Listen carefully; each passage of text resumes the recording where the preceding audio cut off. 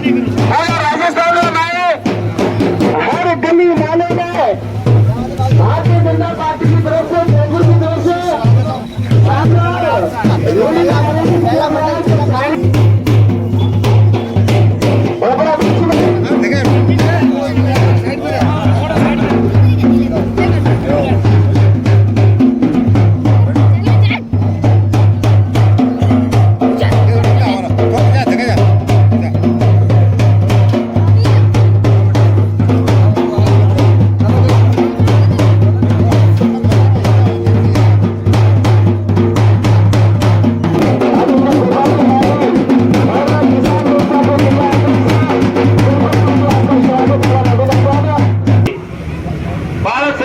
धन्यवाद दो आदरणीय नरेंद्र जी मोदी और आदरणीय मंत्री और सभी भारतीय जनता पार्टी के नेताओं ने कि वो अपने आपने ध्यान रखा कृष्ण गिनती इसमें हमारा वोट ये कहा हालत में बहुत ही सही नहीं है मगर वरना पास हुआ भारत सरकार की पास हुआ 100 महीना हुआ 100 महीना भी वो रोड हजे तक चालू नहीं कर रही है। वह भारत सरकार पिया आदरणीय नरेंद्र जी मोदी एमपी साहब और अडानी सबने मिले कि भाई हालत खराब है तो शुरू गंती मोड़े ने कागरी करोड़ों रुपया रोड पास करावी वाला पड़िया 100 महीना हुआ है मगर मैं पिया लेन बैठो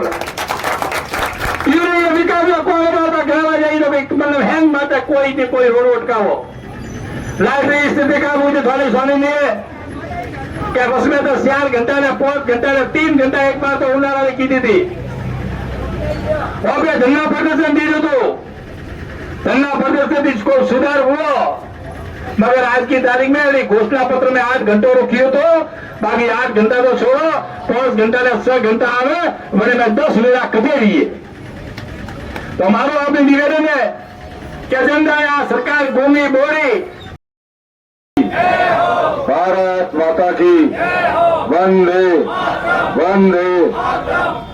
आज के इस जन आक्रोश कार्यक्रम में अपने बीच विराजमान भारतीय जनता पार्टी के सभी पदाधिकारी, महिला मोर्चा के पदाधिकारी और हमारे बीच हमारे पूर्व जिलाध्यक्ष रुमाराम जी, स्थानीय सरपंच साहब और मंडल अध्यक्ष जी और सभी पार्टी के वरिष्ठ सम्मानीय कार्यकर्ता, विशेष तौर से मैं आप सबको खूब खूब बधाई देता हूं कि आज का ये जन आक्रोश कार्यक्रम आप सबको पता है कि 4 साल के कार्यकाल में लूट, हत्याएं और जंगल राज जो मचा रखा है उसको सबके सामने है।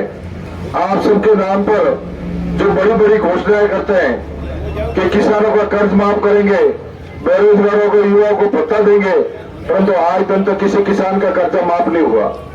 उसके बाद युवाओं को कोई बेरोजगार भत्ता नहीं मिला, बेरोजगारी दिनों दिन बढ़ती जा रही है। आप सबके बीच में मेरे टाइम में उस समय कृष्णगंज को 20 करोड़ रुपए खाली इस पंचायत और गांव को दिए थे और आपके सामने, आप सबके सामने 5 करोड़ का हॉस्पिटल, उसके बाद में 1 करोड़ 57 लाख बड़ी टंकी और पानी की व्यवस्था के लिए अलग से दिए। उसके बाद में सियाकरा से लगाकर वो और 2 करोड़ 80 लाख में और ऐसे करते करते कई काम अपने यहाँ डेवलपमेंट और विकास के किए। मैं आप सबसे निवेदन करता हूँ कि जंगल राज में अपन सबको मिलकर इस सरकार का विरोध करना पड़ेगा और आपकी जो जन समस्या है, ये जो पेटी आपके सामने रखी गई है, ये पेटी इसलिए रखी गई है कि यहाँ की जो भी समस्या है आप कागज पर लिखकर इस पेटी में डालो ताकि जो सोई हुई सरकार है, जो कुंभकर्ण की नींद में सोई हुई सरकार है, उस सरकार को किस तरह से जगाया जाए। मैं समझता हूँ कि आपके यहाँ के जो निर्दलीय विधायक, जिस तरह का यहाँ का विधायक है, उसकी न नाथ है न मूड़ा है, कुछ नहीं है वो, मगर नाथ और बलद है। तो जनता है आपके बीच में आज की तारीख में जो 18 MLA आप सब देखिए, जनता है वो बड़ा बड़ा वादा करे, बड़ी बड़ी घोषणाओं करे और घोषणाओं में छोटी घोषणाओं जो आज दिन तक न तो डेवलपमेंट न विकास हो रही है। अब और सरकार सेंट्रल गवर्नमेंट की तरफ से बड़ा बड़ा जो रोड की घोषणा हुई और रोड की जो मरम्मत वास्ते, रोड वास्ते जो सरकार बजट दी, तो आप सबने पता है आपने बीच में आवे बड़े बड़े वादा करे, मेडिकल कॉलेज में बनाई, मेडिकल कॉलेज आप सबने पता है मेडिकल कॉलेज कौन बनाई? देश का प्रधानमंत्री नरेंद्र भाई मोदी जी बनाई। तो आप सबने निवेदन है कि अपना पूरी रक्षा जो प्रभारी सम्मानित दिलीप सिंह जी अपने बीच में बुला रही है, नारायण जी आए और जो भी कार्यकर्ता अपने बीच में बुला रही है, तय दिलो आप सबका अभिनंदन स्वागत। और विशेष तौर आज अपने बीच में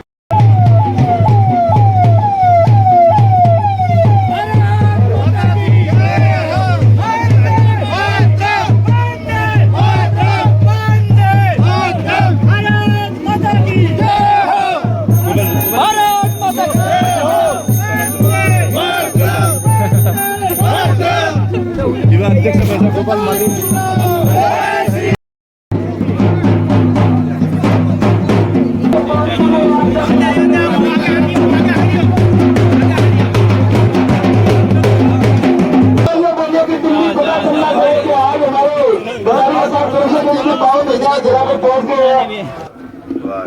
भारत माता की। कृष्णगंज नया मंडल बना है।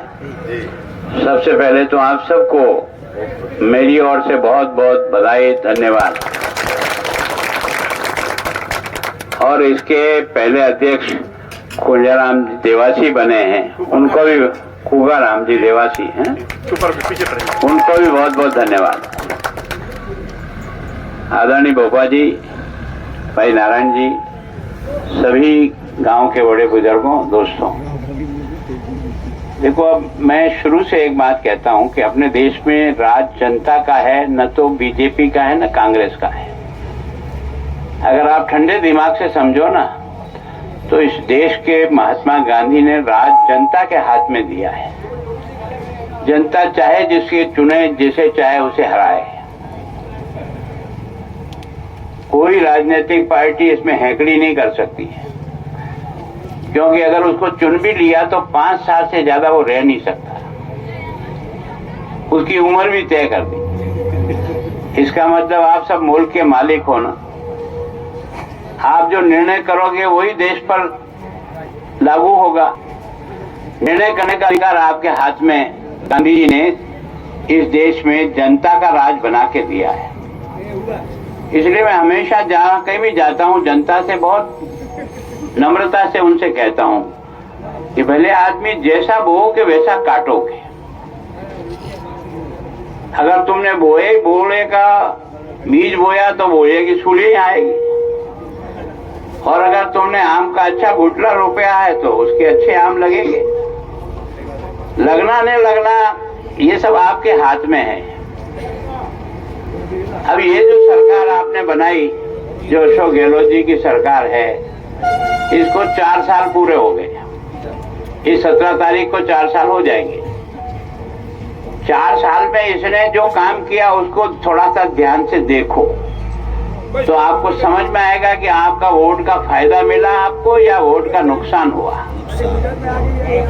ये जब आप दिमाग से सोचोगे ना तो आपको समझ में आ जाएगा।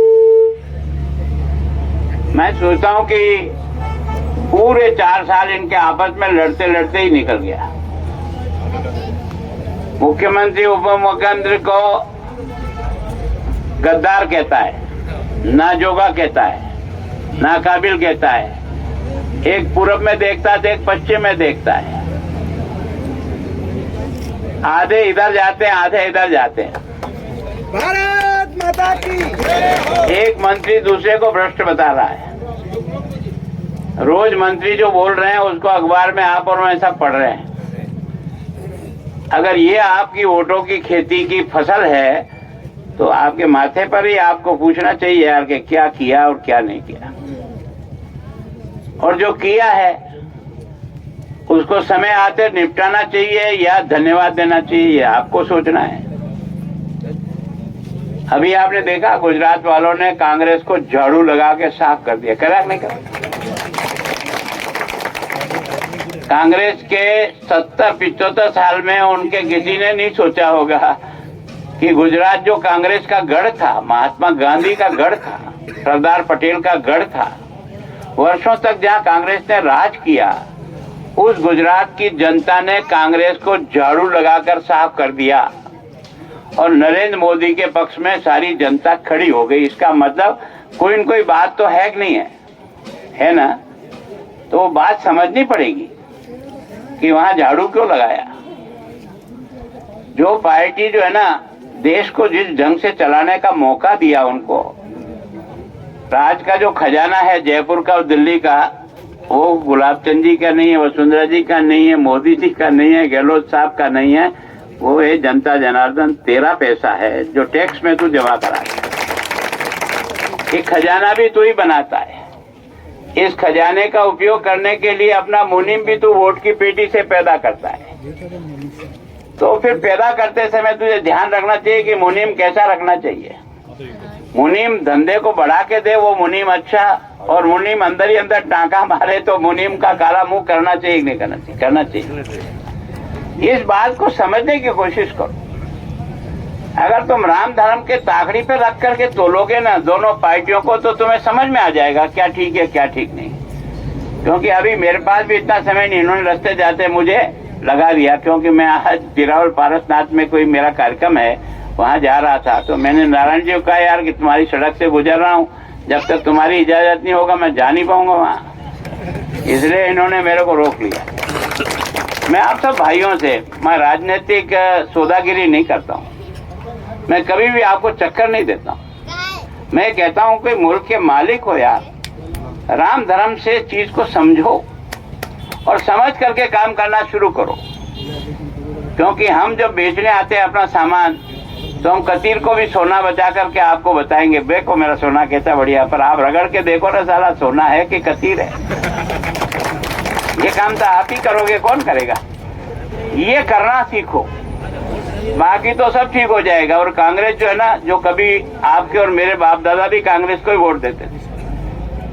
मैं भी अपने बचपन में कांग्रेस की झंडी लेकर के ही प्रचार करता था, दो बैलों की जोड़ी अमर रहे, यही नारे लगाता था। लेकिन इनके कर्म इतने खोटे हो गए कि धीरे धीरे सब जगह से ये खत्म होती जा रही है। इसकी पार्टी का अस्तित्व खत्म हो रहा है। तो इसका मतलब कोई न कोई खराबी तो है। उस खराबी के कारण से ही पार्टी घटी और हमारी पार्टी बढ़ी, तो कोई न कोई अच्छा ही है, इसलिए बढ़ी है ना। इन दोनों बातों को समझने का प्रयास करो, तो आपको सब चीजें अपने आप समझ में आ जाएगी। हम शांति से देखो, ईमानदारी से देखो। सारा देश जो है ना, इन देशद्रोहियों का अड्डा बनाने का काम अगर किसी ने किया तो कांग्रेसियों ने किया। ये देश के दुश्मन आकर इस धर्मशाला में ठहरते हैं, या गडर मस्ती करते हैं, या खाते हैं पीते हैं, और कभी भी कहीं भी बम फोड़ जाते हैं। जाते हैं नहीं जाते? इतने वर्षों से बम फोड़ रहे थे। कभी बस फूट जाती थी, कभी ट्रेन का डब्बा उड़ता था, कभी गिरजाघर उड़ता था, कभी मस्जिद उड़ती थी, कभी मंदिर उड़ता था, ताकि हिंदू और मुसलमान लड़के मर जाए यहाँ और ये वापस आकर अपने काका जी बैठ जाए। यही धंधा था ना। तो इस देशद्रोहियों को ठहराने का काम कांग्रेस ने केवल वोट के पीछे पागल होकर के इनको अपने काका जी बना दिए, इसलिए ये सारा देश जला। लोगों को समझ में आ गया कि ये इनको अब तक तिलक लगाना याद नहीं आया।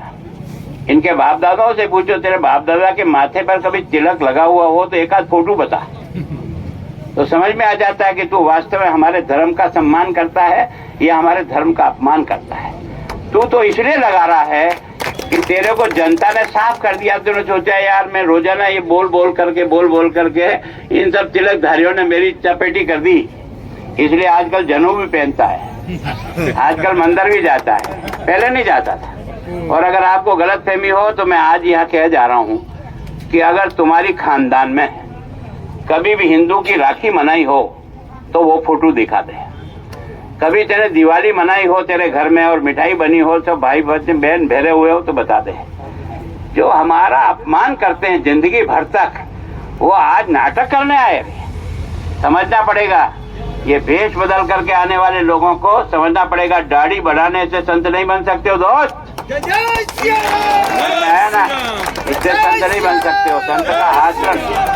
संत का आचरण करना पड़ता है, संत का व्यवहार करना पड़ता है, वो चीजें तो दिखाई नहीं दे। तो इस कारण से ये सब जो कुछ खेल हुआ ना, ये यात्रा किस लिए निकली कि 4 साल में इस कांग्रेस ने जो राजस्थान में किया है वो गांव गांव जाके बताओ, जनता की भी बात सुनो। और एक पीटी और रखी हुई है यहाँ जिसमें आपको जो तकलीफ हो उसमें लिख के डालो।